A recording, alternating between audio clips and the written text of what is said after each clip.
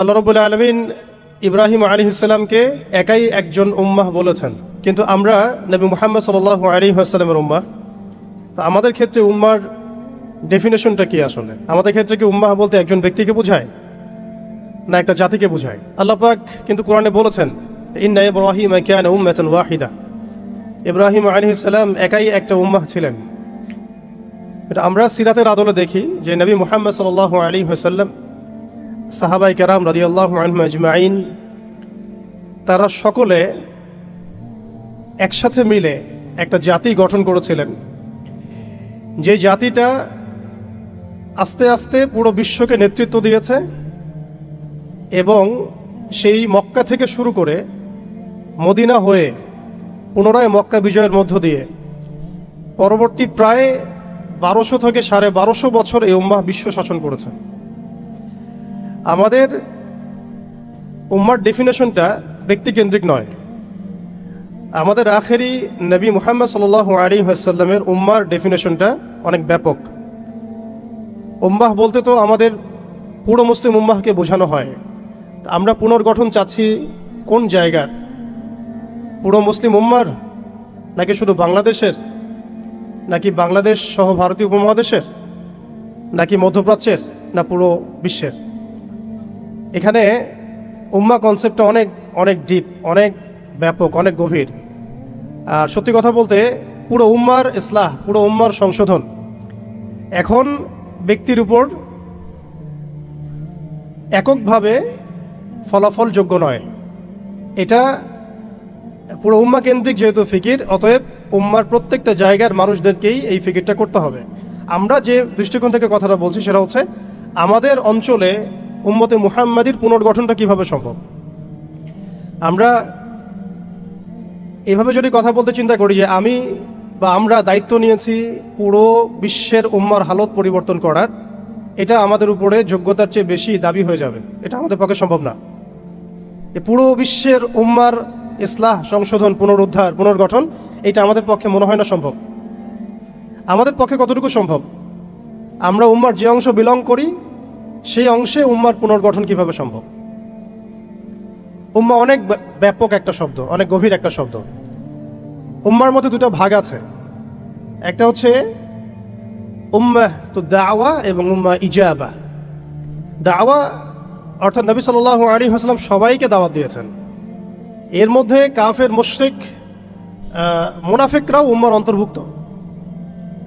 আব্দুল্লাহ বিন উবাই এবং তার অনুসারীরা কি উম্মার অন্তর্ভুক্ত নয়? ইহুদি, নাসারা, পৌত্তলিকটা কি এই উম্মতের অন্তর্ভুক্ত কিনা? তারা দাওয়ার অন্তর্ভুক্ত, বাট ইজাবার অন্তর্ভুক্ত নয়। ইজাবা কারা? যারা মুহাম্মদ সাল্লাল্লাহু আলাইহি ওয়াসাল্লাম যে দাওয়াতটা দিয়েছেন, আমরা দরুদ পড়ব সাল্লাল্লাহু আলাইহি ওয়াসাল্লাম, সেই দাওয়াতটা যারা কবুল করেছেন তারা উম্মতে ইজাবা। এর মধ্যে আমরা পড়ছি। এখন উম্মতে ইজাবার সংখ্যা আমাদের এখানে কোটি কোটি কোটি কোটি সারা বিশ্বে। এখন এমন একটা অবস্থা আমরা এসেছি যে পুনর্গঠনের প্রশ্ন উঠছে। তাহলে আমরা একটু খেয়াল করি যে উম্মার পুনর্গঠনটার প্রশ্নটা কেন উঠছে। এক নম্বর কথা, উম্মা কি এটা তো আমরা বুঝতে পারলাম, এবং উম্মার আমরা কোন অংশ এটাও বুঝতে পারলাম। পরিপূর্ণ উম্মার ইসলাহ সংশোধন আমাদের এককভাবে একার পক্ষে সম্ভব না, এটাও বুঝলাম। তবে আমাদের আঞ্চলিকভাবে উম্মার যে অংশ, আমরা এই অংশটুকুর ইসলাহ সংশোধন, পুনর্গঠন, পুনরুজ্জীবন, এগুলো আমাদের দ্বারা সম্ভব। অ্যান্ড পরের প্রশ্ন হচ্ছে যে দ্বিতীয় শব্দটা, যে পুনর্গঠন, উম্মাকে পুনরুজ্জীবিত করা, উম্মার হারানো গৌরব ফিরিয়ে আনা, এই প্রসঙ্গটা আসছে কেন? এই প্রসঙ্গটা কেন আসছে? তার মানে আমরা নিজেরাই সংজ্ঞায়িত করে ফেলেছি যে উম্মার অবস্থা আগের মতো ভালো নাই। এটা আমরা স্বীকার করেছি এবং এটা আমরা সবাই বুঝতেও পারছি। এই কারণে আলোচনাগুলো আসছে। আলোচনাগুলো আসার প্রেক্ষাপট তৈরি হচ্ছে বা আমরা টপিকগুলো নির্ধারণ করছি যে উম্মার পুনর্গঠন প্রয়োজন, পুনরুজ্জীবন প্রয়োজন, পুনর্জাগরণ প্রয়োজন। তার মানে আমরা আগের হালতে নাই। আমরা আগের হালতে নাই, এটা মাথায় আসলে আবার এটাও মাথায় আসতে হবে আগে আমরা কোন হালতে ছিলাম। আমরা আগে কোন হালতে ছিলাম? একজন ব্যক্তি রমাদান মাসে লাইলাতুল কদরে হেরা গুহায় আল্লাহ রাব্বুল আলামিনকে ডাকছেন। আল্লাহ রাব্বুল আলামিন তাকে আল কোরআনের মতো কিতাব প্রদান করছেন এবং তাকে সর্বশেষ এবং চূড়ান্ত নবী হিসেবে আল্লাহ পাক মনোনীত করছেন। কেন সেই ব্যক্তি হেরা গুহায় আল্লাহ রাব্বুল আলামিনকে এভাবে ডাকছেন? কারণ তিনি যে সমাজে বসবাস করেন সেই সমাজটাকে আইয়ামে জাহিলিয়াত বলা হতো। সে সমাজের মধ্যে শিরক ছিল, সুদ ছিল, রিবা, মাদক, নারীর অবমাননা, গোত্রীয় হানাহানি, এরকম জাহালাতে পূর্ণ একটা সমাজে তিনি আল্লাহ পাককে ডাকছিলেন। সে একজন ব্যক্তি থেকে আস্তে আস্তে দাওয়াত শুরু হলো এবং তিনি প্রথমে ম্যান টু ম্যান দাওয়াত দিতে লাগলেন। আবু বকর, উসমান, উমর, আলী রাদিয়াল্লাহু আনহুম আজমাইন, তাদের মধ্যে সাহাবী তৈরি হতে লাগলো। এক পর্যায়ে মক্কায় 13 বছর দাওয়াতের মধ্যে আমরা সবরের পরিচয় দিলাম, ধৈর্যের পরিচয় দিলাম, দাওয়াত অব্যাহত থাকলো, আমরা নির্যাতন নিপীড়ন সহ্য করলাম। এক পর্যায়ে আমরা হিজরত করলাম, প্রথমে আবিসিনিয়ায়, কখনো তায়েফে, এক পর্যায়ে মদিনায় গিয়ে ইসলামী রাষ্ট্র কায়েম হলো। আমরা জিহাদ এবং দাওয়াতের মধ্য দিয়ে আস্তে আস্তে মদিনাকে বেস করে বদর, উহুদ, খন্দক, মৌতা, তাবুক এইসব সিঁড়ি পেরিয়ে মক্কা বিজয় পর্যন্ত আসলাম। মক্কা বিজয় পর্যন্ত আসার পরে আমরা দেখলাম যে আইয়ামে জাহিলিয়াতের কোনো জাহালাত মক্কার মধ্যে নাই। যেই মক্কা আমরা ছেড়ে গিয়েছিলাম 23 বছরের ব্যবধানে আমরা দেখলাম সেই মক্কা আইয়ামে জাহিলিয়াত মুক্ত হলো। শুধু তাই নয়, সেখানে কোনো শিরক থাকলো না, কোনো রিবা থাকলো না, কোনো মাদক থাকলো না, কোনো নারীর অবমাননা থাকলো না, গোত্রীয় হানাহানি থাকলো না। যেখানে আমরা ছিলাম মুস্তাদআফিন, দুর্বল, আমরা ছিলাম মক্কা থেকে বিতাড়িত, আমরা ছিলাম সংখ্যালঘু, সেখান থেকে আলহামদুলিল্লাহ মাত্র 23 বছরের ব্যবধানে আমরা পুরো জাজিরাতুল আরবকে শাসন করলাম। এবং সেই বেইজের উপর দাঁড়িয়ে আবু বকর, ওমর, ওসমান, আলী রাদিয়াল্লাহু আনহুম আজমাইন তারা আরও প্রায় 30 বছর ইসলামী খেলাফা বাস্তবায়ন করলেন। এমনকি তাদের বেইজের উপর দাঁড়িয়ে উমাইয়ারা শাসন করলো প্রায় 90 থেকে 95 বছর, আব্বাসীয়রা প্রায় 500 বছরের মতো। এরপরে আসলো তুর্কিরা, মাঝখানে ফাতেমিরা, আপনারা জানেন মামলুকরাও শাসন করেছে, সেলজুকরাও করেছে, অটোম্যানরাও করেছে। তো আমরা বুঝতে পারছি যে উম্মাহ এই হালতে ছিল না এখন যে হালতে আছে।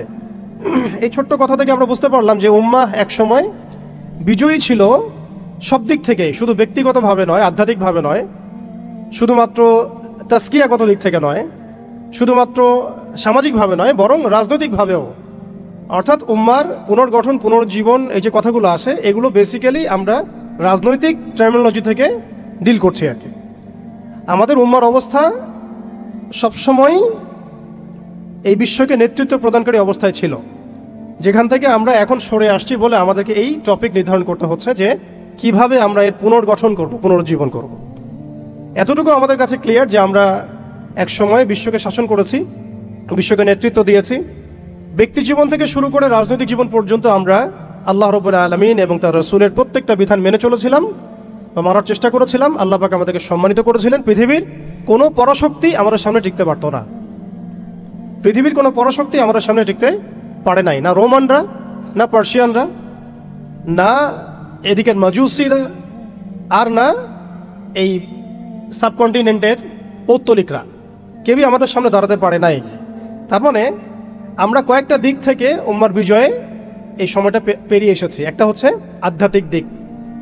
উম্মা এক সময় আধ্যাত্মিকভাবে এমন আলোকিত ছিল যে তাদের ইমানের সামনে কোনো কুফর টিকতে পারতো না। তারা পারিবারিকভাবে আলোকিত ছিল, তারা জ্ঞানতাত্ত্বিকভাবে আলোকিত ছিল, তারা তাসাউফের দিক থেকে আলোকিত ছিল, তারা অর্থনৈতিক দিক থেকে অনেক শক্তিশালী ছিল, সামরিক দিক থেকে তারা অনেক শক্তিশালী ছিল। জামাবদ্ধভাবে আমরা থাকতাম, কোনো বিভক্তি ছিল না। আমাদের মধ্যে আসসামু ওয়া তাআ ছিল, আমাদের মধ্যে আমির, মামুর, বায়াত এবং ইতাআত ছিল। আমাদের মধ্যে রাষ্ট্র ব্যবস্থা ছিল, খিলাফা স্টেট ছিল, শরিয়া আইন ছিল এবং শরিয়া বা ইমারা রাষ্ট্র ব্যবস্থা ছিল। এবং আস্তে আস্তে আমরা এই বেইজের উপর দাঁড়িয়ে পর্যন্ত জয় করেছিলাম। শুধু তাই নয়, আমরা বলতে পারি যে সিন্ধু, এদিকে সিন্ধু, ওইদিকের আফ্রিকা, আফ্রিকা থেকে সিন্ধু পর্যন্ত, ওইদিকের পশ্চিমা সভ্যতা থেকে চায়না পর্যন্ত, বলা যায় পৃথিবীর 4 ভাগের 3 ভাগ আমাদের দখলে ছিল। এই ছিল উম্মার অবস্থা। আমি বলেছিলাম টপিকটা অনেক গভীর, অনেক সময় সাপেক্ষ। আমি খুব অল্প কথায় বলার চেষ্টা করছি যে উম্মার পুনর্জাগরণ কথাটা বলতে আমরা শুধু আধ্যাত্মিক পুনর্জাগরণ বুঝি না। আধ্যাত্মিক পুনর্জাগরণ আমাদের অনেকের অনেক ভালো অবস্থা এখনও আছে, আলহামদুলিল্লাহ। আমাদের প্রচুর মসজিদ আছে, প্রচুর মাদ্রাসা আছে, প্রচুর তুল্লাব আছেন, প্রচুর ওলামায়ে কেরাম আছেন। আমাদের বুদ্ধিজীবীর অভাব নাই, সামরিক বাহিনীর অভাব নাই, কিন্তু আমাদের ইসলামিক স্টেটেরও অভাব নাই। নামকা বাস্তে যদিও অনেক কিছুই, জনসংখ্যাও প্রচুর, সম্পদও প্রচুর, খনিজ সম্পদও প্রচুর, আমাদের মা বোনদের, পর্দানসীন মা বোনদের অভাব নাই। তাহলে আমরা কোন জায়গা থেকে পুনর্জাগরণের কথাটা বলছি? আসলে আমরা পুনর্জাগরণের কথাটা বলছি সামগ্রিক অর্থে, স্পেশালি রাজনৈতিক অর্থে, সামগ্রিকভাবে কিন্তু স্পেশালি রাজনৈতিকভাবে। এখন আসেন যে কিভাবে সম্ভব এই হারানো ঐতিহ্য গৌরব ফিরিয়ে আনা, এটাই মূল কথা। আসলে আমাদের মানে অনেক আলোচনা, কিন্তু মূল কথা কিন্তু অল্প হবে। মানে আসলে কিভাবে পসিবল সেই জায়গা থেকে ফিরে আসে। এখন আচ্ছা, এখন এতক্ষণ তো বললাম আমরা কোথায় ছিলাম, এখন ওই জায়গা থেকে আমরা কোথায় আসছি এটা একটু বলি, তারপরে বুঝবো ইনশাআল্লাহ ওই জায়গা থেকে আমরা কোথায় আসছি। আসলে এখন আমি একটু আগে বললাম যে আমাদের প্রচুর মসজিদ আছে, মাদ্রাসা আছে, সব কিছু আছে, এটা সত্য। ইসলামের স্বর্ণযুগে যতগুলো ইউনিভার্সিটি ছিল না, আমাদের ঢাকা শহরে গাজীপুরে তার চেয়ে বেশি ইউনিভার্সিটি আছে। ইসলামের স্বর্ণযুগে আমাদের জনসংখ্যা যত ছিল না, আমাদের এখন জনসংখ্যা তার চেয়ে অনেক বেশি। আমাদের মিডিয়া, প্রযুক্তি, আমাদের অস্ত্রশস্ত্র, আমাদের রাষ্ট্র, সব কিছু অনেক বেশি। কিন্তু কোন জায়গা থেকে পিছিয়ে আসছি, আমরা কোন জায়গায় আছি, এটা ডিল করতে হবে। এবং ডিলিংসটা এক্সটার্নাল অবজারভেশন দিয়ে করলে হবে না, ইন্টারনাল অবজারভেশন দিয়ে করতে হবে। খিদির আলাইহিস সালামের মতো বাহ্যিকভাবে অনেক কিছু মনে হবে, অনেক ইসলামিক দল আছে, অনেক মুসলিমদের সংখ্যা অনেক, একটু আগে বললাম মসজিদ, মাদ্রাসা সব কিছু অনেক বেশি, সবই ঠিক আছে। কিন্তু ইন্টারনালি আমাদের কিছু বিষয় দেখতে হবে। ইন্টারনালি কি নাই আমাদের মধ্যে? এক নাম্বার, ইন্টারনালি সেই রাজনৈতিক বৈশ্বিক ক্ষমতা আমাদের হাতে নাই, প্রথম কথা। এবং এটা আমাদের জন্য লজ্জার। একটা সময় ছিল যখন আমরা এগুলো সব হাসিল করেছিলাম, প্রথমে তারা আমাদের কাছ থেকে যেটা কেড়ে নিয়েছে তা হচ্ছে রাজনৈতিক ক্ষমতা। তারা আমাদের কাছ থেকে প্রথমে ব্যক্তি জীবনে ধর্মের স্বাধীনতায় হস্তক্ষেপ কেউ করেনি। কুফাররা, জায়নিস্টরা, কাফের, ফাসেক, মুশরিক, মুনাফিক, এদের যে ঐক্য জোট ছিল, তারা প্রথমে আঘাত করেছিল আমাদের খিলাফায়। তারা প্রথমে আমাদের ব্যক্তি জীবনে এসে আঘাত করেন, নামাজ পড়তে পারবা না, পর্দা করতে পারবা না, গরুর গোশত নিয়ে হাঁটতে পারবা না, দেখলেই পিঠায় মেরে ফেলবো, এই জায়গায় তার আগে আঘাত করেনি আমাদেরকে। তারা আমাদেরকে সবার আগে আঘাত করেছে রাজনৈতিক জায়গায়। আমাদের খেলাফা কনসেপ্ট তারা ভেস্তে দিয়েছে, ভেঙে দিয়েছে, বাইতুল মুকাদ্দাসকে লিবারেট করেছে। এরপরে সেই খেলাফা কনসেপ্টটাকে দূর করে দিয়ে তারা 50 থেকে 57টার মতো ক্ষুদ্র ক্ষুদ্র রাষ্ট্রে আমাদেরকে বিভক্ত করে দিয়েছে। এরপরে শুধু তাই নয়, এটা তো গেল বিভক্তি, কাঁটাতারের বেড়ার, যেটাকে আমরা নাম দিয়েছি জাতীয়তাবাদ। তারা প্রথমে আমাদের মাদ্রাসাগুলো বন্ধ করে নাই, তারা ওয়াকফ বিল দিয়ে এইভাবে আমাদের মাদ্রাসা, আমাদের মসজিদ, ভূমিগুলোকে দখল করে নাই। তারা প্রথমে আমাদের রাজনৈতিক ক্ষমতাটাকে কেড়ে নিয়েছে, খিলাফা কনসেপ্টটাকে ডিস্ট্রয় করেছে। এরপরে 57টার মতো টুকরা টুকরা রাষ্ট্রে আমাদেরকে ভাগ করেছে। এরপরের অবস্থা আরও ডেঞ্জারাস। ওই রাষ্ট্রগুলোর মধ্যে তারা তাদের তাবেদার মোনাফেক শাসক বসাইছে। তাদের ধাপগুলো বুঝেন, কোন জায়গা থেকে আমরা কোন জায়গায় আসছি। তারপরে আমি অল্প কথা শেষ করব যে সলিউশন হতে পারে কি কি, যদিও সেগুলোর বেশিরভাগই তাত্ত্বিক, প্র্যাকটিক্যাল খুব কমই হবে। আর প্র্যাকটিক্যাল কেন কম হবে? আমাদের কারণেই হবে। কারণ আমরা অনেক কিছু বুঝি কিন্তু কাজ করতে চাই না। আমরা বুঝি অনেক কিছুই, কাজ করতে বলেন কাজের বেলা নাই, বুঝার বেলা আছে। এগুলো আমরা বুঝতে আসি 100 বছর থেকেই। কেউ বুঝেও বুঝি না, কেউ দেখেও দেখি না, শুনেও শুনি না। ওইদিকে পরে আসি, হার্ডলাইনেও চলে যাবো আর কি। এখন রাষ্ট্র ভাগ করার পরে আমাদেরকে জাতীয়তাবাদে বিভক্ত করা হয়েছে। এরপরে আরো মারাত্মক যে কাজটা করা হয়েছে সেটা হচ্ছে আমাদেরকে নিরস্ত্রীকরণ করা হয়েছে। আপনি আপনার রাষ্ট্রের অভ্যন্তরে নিজের ইচ্ছায় আপনি বিশ্বের মারণাস্ত্রগুলো তৈরি করতে পারবেন না। তারা আপনাকে আইন করে দিয়েছে, ব্যান করে দিয়েছে। তারা আমাদের রাষ্ট্র ব্যবস্থার মধ্যে ইউনাইটেড নেশনসের মতো মুসলিমদের ইউনাইটেড মুসলিম অর্গানাইজেশনগুলোকে দমন করেছে এবং সেগুলো গঠন করতে আমাদেরকে দেয় নাই। উল্টা তারা সেগুলো করেছে ঠিকই। এরপরে তারা আমাদের রাষ্ট্র ব্যবস্থাগুলোর মধ্যে ওই মোনাফেক শাসকদেরকে বসিয়ে জনগণকে শাসন করিয়েছে। এখনো করে যাচ্ছে, আগামীতেও হয়তো করে যাবে। আমরা সবই বুঝি, কিন্তু আমাদের চিন্তাগুলো কেন জানি মসজিদ পর্যন্ত সীমাবদ্ধ হয়ে যাচ্ছে। এরপরে যেটা হয়েছে আরো মারাত্মক, ওই রাষ্ট্রগুলোর মধ্যে তারা 5টা, আমি বলি দেবতা, 5 দেবতা ঢুকিয়ে দিয়েছে। 5 দেবতা কি? আগে ছিল 4 দেবতা, লাত, উজ্জা, হবল আর মানাত। লাত, উজ্জা, হবল আর মানাত নিশ্চয়ই পড়েছেন আপনারা সিরাতের মধ্যে।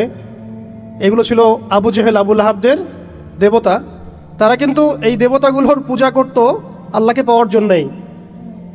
তারা বলতো মা না'বুদুহুম ইল্লা লিয়ুকাররিবুনা ইলাল্লাহি যুলফা, আমরা শুধু এই কারণেই এই লাত উজ্জা হুবল মানাতের ইবাদত করি যাতে তারা আমাদেরকে আল্লাহ পর্যন্ত পৌঁছে দেয়। এখনও এই 4-5টা দেবতার আমরা পূজা করছি, বাট এগুলো ভিজুয়াল না, এগুলো হচ্ছে আদর্শিক, ফিলোসফিক্যাল। যেমন একটা হচ্ছে ডেমোক্রেসি, নিতে পারবে না অনেকে কথাটা, যে ডেমোক্রেসি একটা দেবতা হয়ে গেছে এখন, ইনভিজিবল দেবতা, এটা একটা দেবতা হয়ে গেছে। কি দাড়িওয়ালা কি টুপিওয়ালা সবাই পূজা করতেছে, সুবহানাল্লাহ। মানে অবাক হয়ে যাবেন, রিপোর্ট করছে টিভিতে, আপনারা কি চান, এই গভর্নমেন্ট কয় বছর থাক, এই গভর্নমেন্ট কয় বছর থাক, আপনি কি ইলেকশন চান, আপনি কি চান না। অডিয়েন্সের সাধারণ আম জনগণের জবাব হচ্ছে না, আমরা ইলেকশন চাই না, ইলেকশন দিয়ে কি হয়, খালি এক জালেম যে আরেক জালেম আসে, আমরা এইসব ইলেকশন চাই না, আমরা চাই ভালো কোনো সরকারি ব্যবস্থায় থেকে যাক আরও 10 বছর। মানে সবচেয়ে ভালো যে চিন্তাটা তাদের, সেটাও গণতন্ত্রের বাইরে যেতে পারে না। সরি, সবচেয়ে ভালো তাদের ইনসাফপূর্ণ যে চিন্তাটা মাথা থেকে আসে, সেইটাও এই দেবতাগুলোর বাইরে যেতে পারে না। ওই পূজার মধ্যেই চিন্তা, আমরা চাই এরকম একটা গভর্নমেন্ট আসুক, এই পদ্ধতি থাক, এবং আরো 10 বছর তারা দেশ চালাক। মানে ইসলামে যে আল্লাহ প্রদত্ত একটা রাষ্ট্র ব্যবস্থা আছে, একটা ইসলামী শাসন ব্যবস্থা আছে, এই কনসেপ্টটাই নাই। নামাজ পড়ছে মাশাআল্লাহ, রোজা রাখছে, হজ উমরা সবই করছে, বাট কেন জানি পলিটিক্যালি রাষ্ট্র ব্যবস্থা, ইসলামের যে রূপরেখা আছে বা ইসলামের যে একটা সুন্নাহ আছে, নবী সাল্লাল্লাহু আলাইহি ওয়াসাল্লামের যে একটা রেখে যাওয়া উসওয়াতুল হাসানা আছে, এইটাই মানুষ মানতে পারছে না বা বুঝতে পারছে না। জাযাকাল্লাহ। আপনারা অবচেতন শব্দটার সাথে পরিচিত কিনা? একটা হচ্ছে আমরা জেনে বুঝে একটা কাজ করি, একটা হচ্ছে না জেনেও করি, অবচেতন মনে। তো এটা একটা দেবতা, ডেমোক্রেসি একটা দেবতার নাম, যেটার পূজা করছে এখন মানুষ সারা ওয়ার্ল্ডে। আরেকটা হচ্ছে এইথিজম, নাস্তিকতা।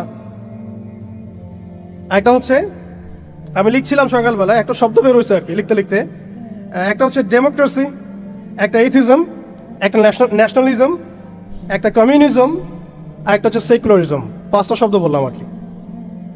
এখনকার এই বিশ্ব ব্যবস্থায় ইসলামী খেলাফতকে দূর করে দিয়ে, উম্মাকে বিভক্ত করে দিয়ে, মুনাফিক শাসকদেরকে বসিয়ে ইন্টারনালি প্রত্যেকটা রাষ্ট্রে এই 5টা দেবতা বসানো হয়েছে। ডেমোক্রেসি, এইথিজম, আর বললাম কি ন্যাশনালিজম, একটা কি বললাম, কমিউনিজম এবং সেকুলারিজম, DANCS, কিছুটা ড্যান্সের মতো আর কি। আসলে এরা বিশ্বকে নাচাচ্ছেই, এরা এইসব মতবাদ দিয়ে বিশ্বকে নাচিয়ে বেড়াচ্ছে আর কি। তারা নিজেরা নাচে না এগুলোতে, বরং তারা এগুলোর মধ্য দিয়ে মুসলিমদেরকে নাচায়। যদিও এটা এক্স্যাক্টলি ড্যান্স শব্দটা হয় নাই, কাছাকাছি হয়েছে আর কি। এখানে D আছে, A আছে, N আছে, C এবং S আছে। এই 5টা দেবতার শেকড় যদি এই বিশ্ব থেকে উপরে ফেলা না যায়, তাহলে ইসলামী শরিয়া, ইমারা এবং খেলাফা কায়েম হবে না। এবং যখন এই বিশ্বে ইনশাআল্লাহ তাআলা আগামীতে শরিয়া, ইমারা এবং খেলাফা বাস্তবায়িত হবে, তখন এই 5টা দেবতার কোনোটাই বাকি থাকবে না ইনশাআল্লাহ। এই নাপাকিগুলো থেকে পবিত্র না হয়ে বা পবিত্রতা হাসিল না করে আপনি আমি যতই একটা গ্লাসের মধ্যে মধু ঢালি, আর আপনি দুধ ঢালেন, আর কোনো শরবত ঢালেন, ওই গ্লাসটাই নাপাক। আফসোস হচ্ছে আমরা এই নাপাকিগুলো ধরতে পারছি না অনেকেই। আল্লাহ পাক আমাদেরকে ধরার এবং বোঝার তৌফিক দান করেন। এই সিস্টেমগুলো ব্যর্থ, এই মতবাদগুলো ব্যর্থ। এই মতবাদগুলো তৈরি করা হয়েছে আমাদেরকে শাসন করার জন্যে। এই মতবাদগুলো আমাদেরকে গিলানো হয়েছে আমাদেরকে ডমিনেট করার জন্যে, আমাদেরকে পশ্চিমাদের দাস বানানোর জন্যে, জায়নিস্টদের দাস বানানোর জন্যে, IMF এর কাছে লোনের হাত পাতার জন্যে, কোনো ডিসিশন নেওয়ার আগে, রাষ্ট্রের কোনো ডিসিশন নেওয়ার আগে ইউনাইটেড নেশনসের কাছে এই ভিক্ষার ঝুলি পেতে দেওয়ার জন্যে। আমাদের চোখের সামনে আমাদের ভাই বোনদেরকে নির্মমভাবে হত্যা করলেও আমরা টু শব্দ করতে পারবো না এই জন্যে। ইভেন আমাদের দেশের 99% মানুষও যদি শরিয়া চায়, তবুও রাষ্ট্র ব্যবস্থা এটা চাইবে না, কারণ রাষ্ট্র ব্যবস্থা এই তন্ত্রমন্ত্রগুলো দ্বারা দীক্ষিত। এর মধ্যে আরও আছে মানবরচিত সংবিধান, আরও আছে মানবরচিত বিচার ব্যবস্থা, আরও আছে আল্লাহর হালালকে হারাম করে ফেলা, আল্লাহর হারামকে হালাল করে নেওয়া, পুরো একটা তাগুতি এবং কুফরি সিস্টেম আমাদেরকে দেওয়া হয়েছে। কোন জায়গা থেকে? খেলাফা অ্যাবলিশ করার পর থেকে। আমরা কোথায় ছিলাম এটা আমাদেরকে বুঝতে হবে। এখনকার প্রবলেম কি সেটাও বুঝতে হবে, ক্রাইসিসগুলো, তারপরে আসতে হবে সলিউশন কোথায়। এগুলো ক্রাইসিস। তারপরে ডেমোক্রেসি দিয়ে কি করা হচ্ছে এটা আপনারা অনেকে জানেন, কিন্তু অনেকে আবার বুঝেনও না। এটা দিয়ে আল্লাহর হালালকে হারাম করা যায়, আল্লাহর হারামকে হালাল করা যায়। এটা দিয়ে আল্লাহর জমিনে মানুষের শাসন কায়েম করা যায়। এটার ধোয়া তুলে যে কোনো মুসলিম কান্ট্রি আক্রমণ করা যায়। আরব বসন্তের ধোয়া তুলে কি করা হয়েছে আমরা দেখি নাই?